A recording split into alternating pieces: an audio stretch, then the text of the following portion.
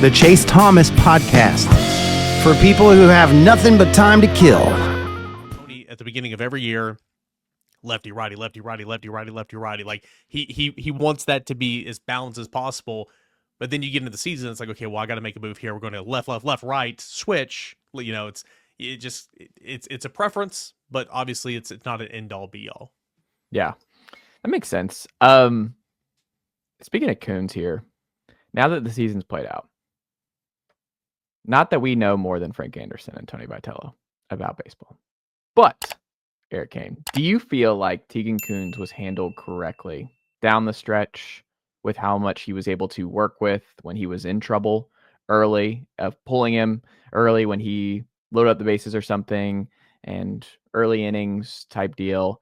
They did not give him a long enough leash, because from my vantage point, I think they kept the training wheels on way too long with Tegan Kuhns. And I think there was more there. I think Tegan Kuhns was someone who I actually trusted with the bases loaded, and someone who was just not afraid of those jumps. I mean, Nate Snead really struggled in that spot. Like Nate Snead, they kept bringing in when with runners on. I was like, all right, this here we go again. Like, this is just not going well in this particular instance. But with Kuhns, I just never understood it. Like, I just felt like Kuhns mismanaged is too hard. But I do have questions, and I wonder if they could do it all over again. They give Kuhns more time on the mound and let him work through some stuff more. And then also, I mean, him just disappearing down the stretch there was kind of odd. But I don't know. I'm still very high on Kuhns, and I just kind of wonder what the staff is thinking about Kuhns going into next year. Yeah, I'm really high on him as well. And I agree with half your assessment, and I would disagree with the other half. I agree completely that I think the training wheels were on way too long, early in the season. It's like, yeah, okay, like I understand the first couple of outings, the first couple of starts, you pitch count and all that, but it's like, come on, guys, this is the third inning. He went 6 up, 6 down. I can't remember what start it was. Maybe it was Florida. I don't know. Don't quote me.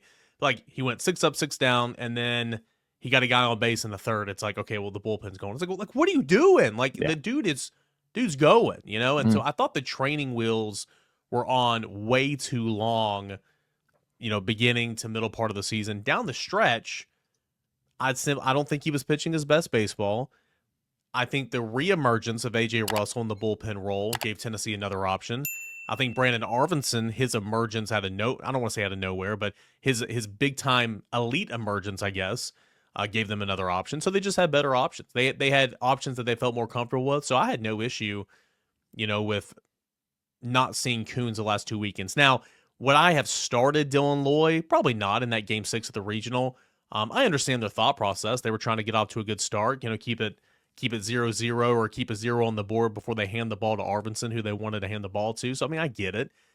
I have no issue starting A.J. Russell in Game 7 of the regional whatsoever.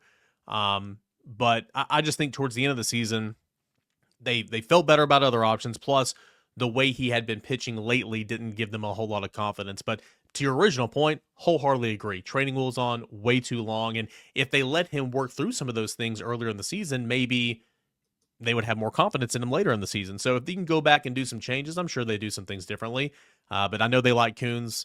I think Kuhns, he's pitching the Cape Cod League this summer. Like he's going to be a good one. That they have a whole lot of confidence in him. Yeah. I'm in on Tegan Kuhns. I'm very excited about him next year. I'm not selling any Tegan Kuhns stock. Like the blade test. Nicely done, nephew. The Chase Thomas Podcast. Hell yeah.